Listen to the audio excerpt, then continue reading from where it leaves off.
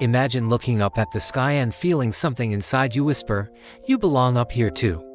That is the spark that starts our story, a spark that would grow into one of the greatest breakthroughs in human history. A man with a dream so bold, so outrageous, so impossible in the eyes of the world, that most people believed he was chasing nothing but wind. But he wasn't chasing the wind. He was learning from it. From childhood, he was obsessed with flight.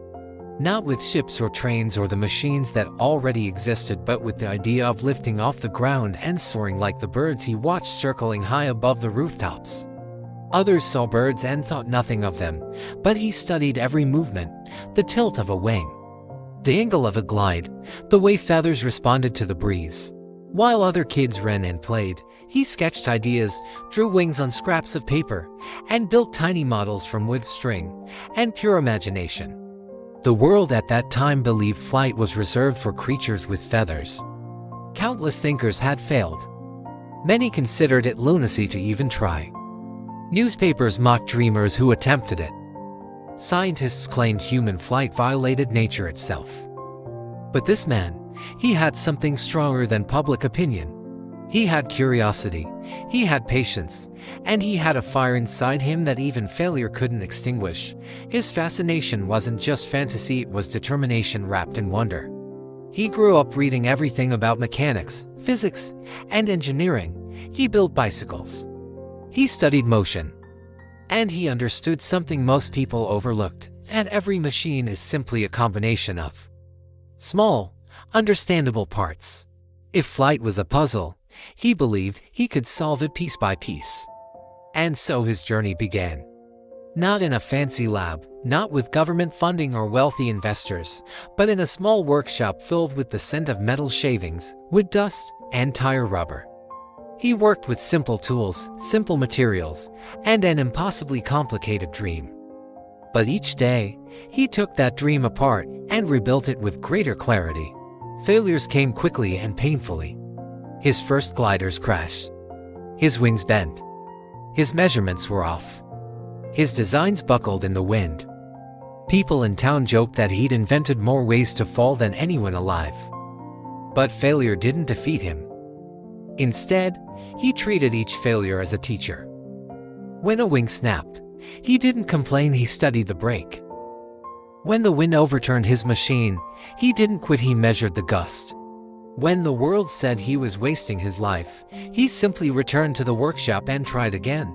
He traveled to windy hills and empty fields, looking for the perfect place to test his creations. He spent hours lying in the sand, watching how air flowed along the wings of gliders. He observed how lift changed with speed, how control shifted with small movements. He discovered what others hadn't, that flight wasn't magic, it was mathematics, patience, experimentation, and relentless refinement. Every attempt brought him a little closer. Every crash taught him something new. Every failure made him better. He faced storms, literal storms, with wind tearing at his machines, and internal storms when exhaustion made him question everything. Nights went by with no sleep, just the scratching of notes on paper and the quiet hum of thought. Days blurred into weeks, and weeks into months. But progress was there. Tiny at first, invisible to the untrained eye. But he could feel it. He could see the pattern forming. He wasn't alone in his mission. Like all great pioneers, he was fueled by collaboration, by shared ideas, by the belief that progress is stronger when minds work together. The people closest to him saw the brilliance in his methods. They saw his discipline, his focus, his refusal to let disappointment dictate his path. At last, after years of studies, crashes, adjustments, and relentless testing, he constructed a machine unlike any he had built before, a machine with wings that flexed naturally against the wind, a propulsion system designed from scratch and controls that mirrored the movements of a bird. It was nothing short of revolutionary. Not a toy. Not an experiment. A flying machine. The day of the test was cold. Wine swept across the field, biting at his face and filling the air with tension. Every failure, every lesson, every sleepless night had brought him to this moment. He climbed into the machine, feeling the weight of history pressing down and the weightlessness of hope lifting him up.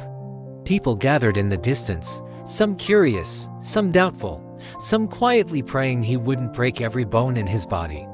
The engine sputtered, then roared. The machine rattled. The ground rushed beneath him. And in a moment so quiet it seemed the world held its breath, the machine lifted. He felt the wheels leave the earth. He felt the wind carrying him. He felt the dream of humanity centuries old finally realized. His heart pounded as he soared just a few feet above the ground, but it wasn't the height that mattered. It was the fact that he was flying. Truly flying. Seconds felt like eternity. When he touched down again, the crowd erupted. Some cheered, some stood stunned, others cried. They knew they had witnessed the impossible. And he knew he had changed everything. That moment didn't just make history, it reshaped the future. His success ignited a movement. Inventors, engineers, and adventurers across the world saw what he had accomplished and felt the thrill of possibility. Flight would evolve from gliders to airplanes, from airplanes to jets, and from jets to spacecraft. It would shrink the world, unite nations, and open the door to global travel and limitless exploration. And it all began with a man who dared to dream that humans could fly. The lesson from his journey is powerful. Dreams that seem impossible are often the ones worth pursuing.